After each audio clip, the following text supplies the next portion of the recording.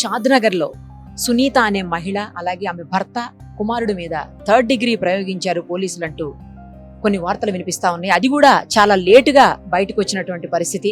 దీని మీద సమగ్ర విచారణకు సీఎం కూడా ఆదేశించారు.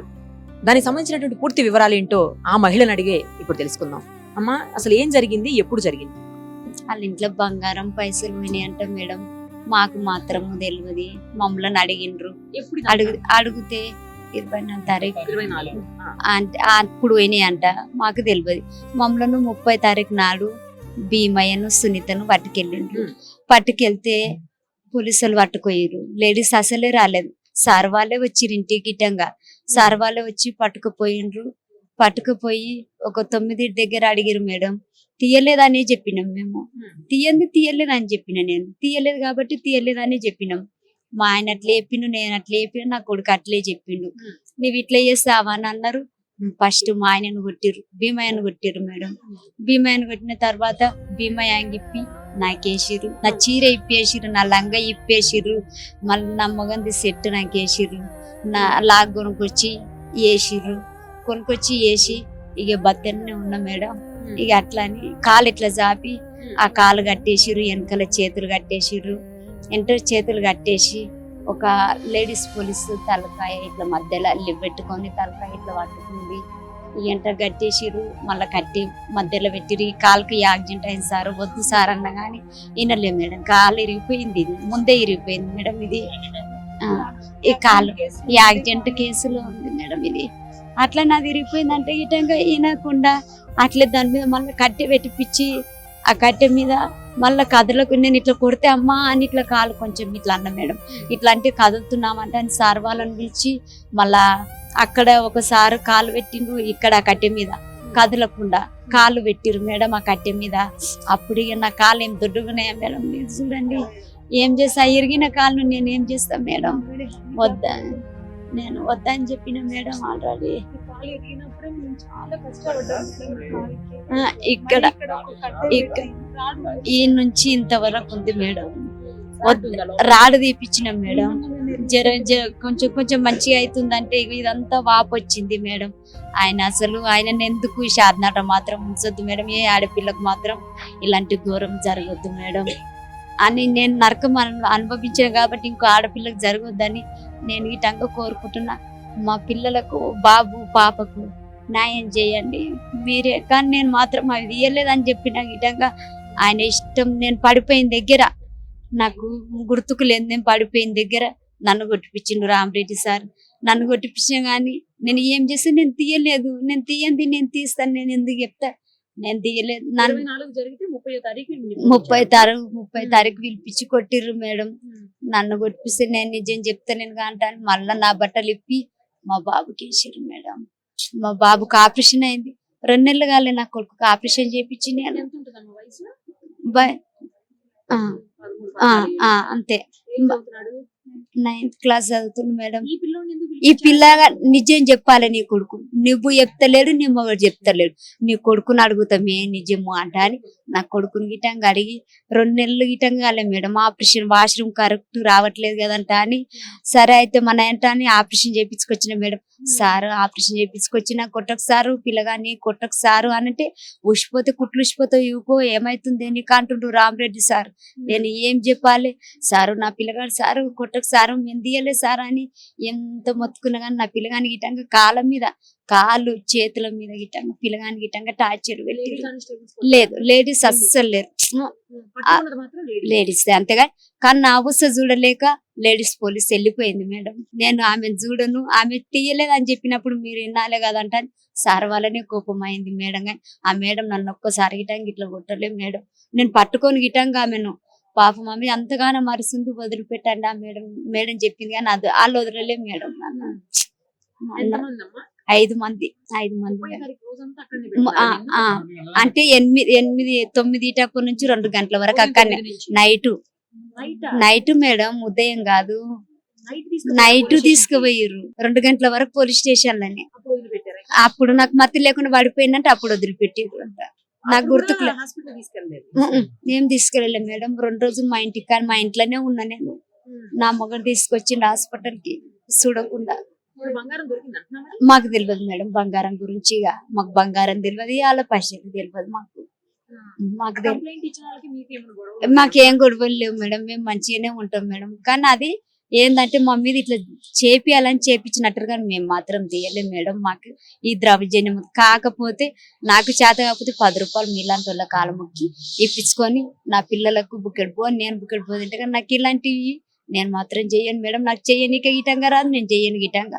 మీరు చేయమన్న గిటంగా నేను చేయను మేడం. చేయను. మా ఆయన గిటంగా బీపీ షుగర్ ఉన్నది మా ఆయనకి. గిట్ల ఏమన్నా కూలినా దొరికితే పోతాం, లేకపోతే ఇంటికాడ ఉంటాం మేడం, అంతే. అయ్యో మా ఆయన గిటంగా గట్ల కూలినాలు పనికే పోతాం. మేము గిటంగా రెగ్యులర్ గా మాకు ఈ పని ఉందంట అని గిటంగా ఏం లేదు మేడం. ఎప్పుడన్నా కూలినాలు దొరికితే పోతాం, లేకపోతే ఇంటికాడ ఉంటాం మేడం, అంతే. అంతే నేను చెప్తూనే ఉన్నా మేడం. మా బాబు నా పక్కనే ఉన్నాడు మేడం. అడిగి ఇంకా బాబుని గిటంగా కావలిస్తే నేను చేయలేదు అని 2 గంటల దాకా కొట్టిరు. వాళ్ళకి యాస్టక్ వచ్చింది, నాకు మతి లేకుండా నేను పడిపోయినా.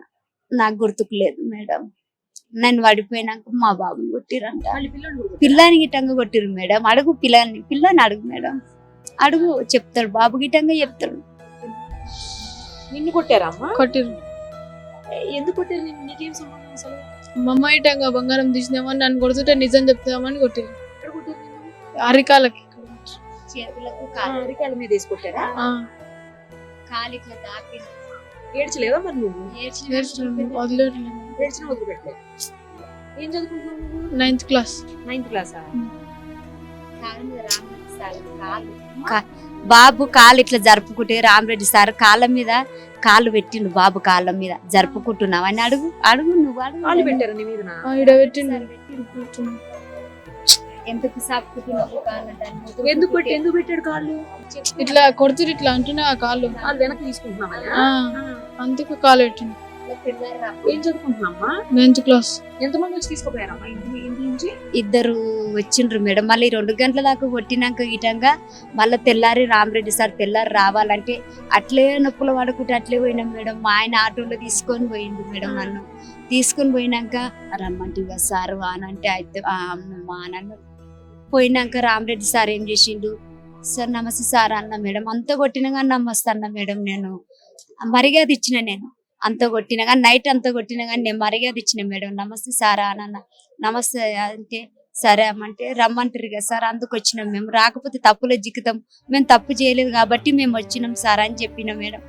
పోయినాక కొద్దిసేపు ఆలోచించుకొని ఏం చేసిండు, చెంపల మీద కొట్టిండు. మళ్ళా తెల్లారి గిటంగా చెంపల మీద కొట్టిండు. 2 దెబ్బలు కొట్టిండు. ఇక్కడ బూటకాలతో 3 సార్లు తన్నిండు మేడం. ఇక్కడ అన్ని మళ్ళీ ఇట్లా మెడంపి ఇక్కడ ఈపులో 3 దెబ్బలు కొట్టిండు మేడం. ఇక నాకు అంతకే సాల్ అయిపోయింది. ఇక నేను ఆ దెబ్బలు తినలేదు మేడం. చంపారు, మీరు న్యాయమన్నా చేయండి మేడం. కానీ మేము మాత్రం ఏం తీసుకురాలేదు మేడం. మేము ఎవరికి చెప్పే పరిస్థితి, మేము బయటికి వెళ్తామంటే పెట్రోల్ పోసి అంటి పెడతామని అంటారు ఆ కాంప్లైంట్ ఇచ్చిన వాళ్ళు. అందుకు మేము భయానికి గిట్టాక బయటికి వెళ్ళలేము మేడం. అట్లా ద్రౌజన్యం చేస్తున్నారు మేడం. మేము ఏం చేస్తాం? మేము ఇక ఎవరు లేరు మేడం. ఇప్పుడే వచ్చిర్రు మా వాళ్ళకి. ఇప్పుడు టీవీలలో ఆడేలా చూసి తెలిసిందంట, చూసి వచ్చిర్రు మేడం. ఇప్పుడు మా వాళ్ళు ఈయనకి ఎవరు లేరు, ఆయనకు అక్క జిల్లాలో ఎవరు లేరు. 2 అన్నలు ఉంటే చనిపోయారు. ఆయనకు పిల్లానికి చూపిలే మేడం. గట్లే తీసుకో అంటే భయపట్టింది బాబు గిట్టంగా. ఇక మీరే న్యాయం చేయండి మేడం. మేమైతే తీయలేదు, మాకు సంబంధం లేదు. ఆ తీయని దానికి ఇన్ని శిక్షలు అనుభవించినాం మేము. నువ్వు ఎక్కువ అడగాలన్నా కూడా కష్టంగా ఉంది నాన్న, నాకు కూడా బాధగా ఉంది. బట్ నిన్ను కొట్టడం ఏంటి అనేది అసలు నాకు అర్థం కావట్లేదు. చిన్న పిల్లోని ఎట్లా కొడతారు? పెద్దవాళ్ళనే కొట్టకూడదు, పోలీసులు అసలు ఎవరిని కొట్టకూడదు. అలాంటి నిన్ను కొట్టారంటే నాకు ఏం అర్థం కావట్లేదు. వద్దంటాడు, అట్లనే కొడుతున్నాడు. నువ్వు చెప్పినావు వద్దు కొట్టొద్దని చెప్పినా, అయినా అట్లనే పోలీసు వాళ్ళు కూడా వద్దని. ఆ రామరెడ్డి సార్ కొట్టుండే ఏం కాదు అంటున్నాను. అంత పగ ఎందుకు మేడం మా మీద? చెప్పు. మా చుట్టమా, మా పట్టమా, మాకేం అవసరం? ఆ సార్ మేము ఎప్పుడన్నా కొట్లాడుకున్న వాళ్ళమా? మాకేం అవసరం మేడం? మీ డ్యూటీ ఉంటే మీ డ్యూటీలు గిట్లా ఏమో మేడం, మాకు తెలియదు. మాకు తెలియదు మేడం. షాద్నగర్ అంటే మిమ్మల్ని కూడా కొట్టారంట కదండి మీరు? సునీతకి ఏమైతారు? నేను నా పేరు భీమయ్య, సునీత మా భార్య బట్టలు ఆరేస్తా అక్కడ మేడం. అక్కడ ఆరేసిన బట్టలు తీసుకురానికి వెళ్ళింది. అక్కడ బంగారం వాళ్ళే తెచ్చి పెట్టారు మేడం. తెచ్చి ఇంటి పైన ఉండి అబ్జర్వ్ చేస్తుంటే కవర్ కనిపిస్తే వాళ్ళు ఇట్లా పెట్టిరని నాకు చెప్పింది. చెప్తే వాళ్ళకి చెప్పేసేపు అన్న లోపల వాళ్ళు పైకి వచ్చి ఆ కవర్ పట్టుకొని బంగారం కవర్ పట్టుకొని వచ్చి కొడుతురు. కొడుతుంటే ఎందుకు కొడుతున్నావు అంటే ఇట్లా ఈమెనే పెట్టి ఇట్లా వస్తుందంటే పెట్టేసి అట్లే పట్టుకోవచ్చు కదా, ఎందుకు కొడుతున్నావు అంటే అడిగాను. అడిగితే లే అని కొడుతుంటే కల్లా పక్క వాళ్ళు ఎవరో ఫోన్ చేసారు పోలీసు వాళ్ళకి. చేస్తే అప్పుడే అట్లా వచ్చేసారు. తీసుకొని వెళ్తూనే ఉన్నారు. నన్ను కూడా మా భార్యను తీసుకెళ్ళి 9 గంటల దాకా కూర్చుని పెట్టారు. అడిగాడు 9 అయ్యాక కొట్టారు మేడం. బయట నుంచి నాయందర్ అనేట ఆయన్ని బయట నుంచి లాగు కొనుక్కొచ్చిండు. సార్ చెప్తే తీసుకొచ్చి నాకు లాగేసారు, బాంగిప్పేసారు, కొట్టారు నన్ను. కాళ్ళు జాపి ఇలా కొట్టేసారు. అది అయినాక నన్ను అయిపోయినాక మా భార్యకు బట్టలన్నీ ఇప్పేసి ఆమె కూడా నా లాగిప్పి ఆమెకి వేసారు. లాగిప్పేసి నా షర్ట్ ఆమెకి వేసారు, బట్టలు ఉందని ఇప్పేసి ఆమెకి కొడుతారు. నా డోర్ పక్కన నిలబెట్టారు కనిపించకుండా. ఆ దెబ్బలు ఆమె చెప్పలే, ఆమె నిజమే చెప్పింది. కనిపించింది మీకే చెప్దామంటే పట్టుకొని మాకే కొడుతున్నారు అంటారని మా భార్య వాళ్ళు అన్నారు. అంటే లే ఇక మీ మీదనే అది అని నాయందర్ అంటుండు. మీకు 10,000 ఇచ్చినా సార్ వాళ్ళకి ఇచ్చి కంప్లీట్ ఇచ్చిన ఆయన 10,000 ఇచ్చి మిమ్మల్ని ఎందుకు కాదు చాలా సమీపించాను సరే అంటే, నువ్వు సమీపించినా ఏం చేసినా మేము ఎంత చేయలేదు, తప్పు చేయలేదు అని చెప్పేస్తే బాగా కొట్టి మా బాబుని పిలుచుకొచ్చారు. బాబుని తీసుకొని వచ్చి మా బాబుని కూడా బట్టలు ఇప్పేసి ఆయనని కొట్టారు. ఆ బాబుని కొట్టారు. వాళ్ళ అమ్మమ్మలో కొడితే వాడు అట్లే చెప్పేసి మా అమ్మ చేయలే, మా డాడీ చేయలే, మా డాడీ నాకు షుగరు బీపీ అన్నీ ఖరాబ్ అయినాయి మేడం, నేను ఇంటికి వెళ్తే బాగాలని నేను ఇంటికానే ఉన్నా అంటే చెప్పేస్తే కానీ వినలేరు. ఇక 2 గంటల దాకా ఆమెను బాగా చాలా కొట్టింది మేడం. ఇది జరిగింది. ఆయన మీద యాక్షన్ తీసుకోండి జర మంచి. గొడవలు ఏం లేదు, అసలు ఏం లేదు. అంటే వాళ్ళ కొంచెం పక్కన కొంచెం దూరం అవుతుంది మేడం. మా ఇల్లు దాటేస్తే వాళ్ళ ఇంటికి వెళ్ళిపోతాడు ఆయన. అట్లా ఉంటుంది ఆ రోడ్డు. అట్లా అక్కడికి మా భార్య ఆర్ఎంపీ డాక్టర్ కందివనంలో చిన్నగా పెట్టుకుంటే హాస్పిటల్. ఇట్లా సాయంత్రం పూట వచ్చి ఇట్లా జ్వరం వచ్చిన వాళ్ళకు పోతే గోళీ మందులు అవి ఇస్తుంటాడు. అంతే మేడం ఎలా జరిగింది. వాళ్ళ అన్నయ్య ఫస్ట్ వీళ్ళ అన్న సార్ చెప్పు బా. అన్నన్న అవుతారు. అయితే ఏం జరిగిందంటే ఇట్లా పక్కింట్లో బంగారం పోయినాడు. బంగారం పోతే ఏమైందంటే వాళ్ళది ఒక రూము పడవాడి ఉంటుంది, ఆడ వేసిరంట. ఆడ వేసిరంట. వేస్తే ఏమైందంటే అది కొద్దిగాల బట్టలారేనికి పోయిందంట. బట్టలారేనికి పోతే ఏమైందంటే ఆడు ఉన్నదంట. ఆడుంటే ఏమైందంటే వాళ్ళు మిద్దె పైకి ఎక్కి చూసుకుంటున్నారంట. చూసుకుంటుంటే ఈమె తీస్తుందా ఏం చేస్తుందంట, అక్కడ ఇక్కడ బెదిరి చూస్తుందంట అని ఊరుకొచ్చి పట్టుకున్నారు. పట్టుకొని ఆమెను 2-3 దెబ్బలు కొట్టిరంట. ఇది వాళ్ళన్న వాళ్ళ చెల్లెలు. కొట్టినాక మళ్ళీ ఇమ్మీడియట్గా పోలీసులు వచ్చారట. వచ్చినాక ఏమైంది పట్టుకొని పోయి కొట్టిరట లోపల. వేరే వాళ్ళ ఇల్లు. వచ్చినాక చూస్తే వాళ్ళ పరిస్థితి ఎట్లున్నదంటే కొడితే ఆమె మీదకి కూడా లేచలేదు మేడం. మీదకి కూడా లేకపోతే ఆయనకు బాగానే దెబ్బలని, ఆ బాబుకు ఆపరేషన్ అయింది. ఆ చిన్నపిల్లానికి 3 నెలల ఆపరేషన్ అయ్యి మూత్రం బంద్ అయితే ఆపరేషన్ చేసారు. ఆ బాబు అట్లా చెప్పంగా కూడా వినకుండా కొట్టిరాడు. అదే అంత కొట్టినాకనే మమ్మల్ని విలువనంటు సార్ మాకు ఫోన్ చేస్తేనే మేము వచ్చినాం మేడం. నేను నా కొడుకే, నా బిడ్డనే కొట్టి ఆడ వాడేసినాకనే మేము వచ్చినాము. మాకు తెలియదు. ఇక ఆపరేషన్ అయింది, ఆమె కాలు ఇరిగింది, రాడ్ వేయించుకున్నాం అంత అయింది. ఇప్పుడు మంచిగా అన్నం జ్వరం ఒక కాలు మీద ఇంత ఇండ్లలోకి ఇంత పని చేసి ఇంత 10 రూపాయలు తెచ్చి పెడుతుండే. ఇప్పుడు ఆయనతో మీదకి లేకుండా చేసిండ్రు. నీ తాను అంత బంగారం పోతే నువ్వు ఎంక్వైరీ చేయకుండా ఇట్లా కొట్టించుడు మంచిగానే ఉందా? మనకు న్యాయం అనిపిస్తుందా నీకేమన్నా? ఆ పిల్ల చెబుతుంటే అట్లా కొట్టినాక ఇంటికాడ వేసేస్తే 3 దినాలు బయటికి వెళ్ళి నీళ్లు తెచ్చుకుందామంటే వెళ్ళనిస్తలేరు. ఇక గేటుకు తాళం వేసుకున్నట్టు పోయి పెట్రోల్ పోసి అంటి పెడతాం, అది పోసి అంటి పెడతాం అంటే నేను పోయి నీ తోటి ఒక దెబ్బ తిన్నా సరే నేను తింటా. దెబ్బలు తిని మీకు నీళ్ళ ఒడ్డు తెచ్చిపోస్తా, ఒక నొప్పుల గోళీ అన్న తెచ్చేస్తా అంటే కూడా నన్ను ఇల్లు 2 ఆల్మవాడు కూడా వద్దు, నువ్వు కూడా బయటికి వెళ్ళకు, నువ్వు మాతో పాటు దెబ్బలు తింటావు అంటానంటే కొట్టినా సరే కానీ మిమ్మల్ని మాత్రం నేను బతికించుకుంటా.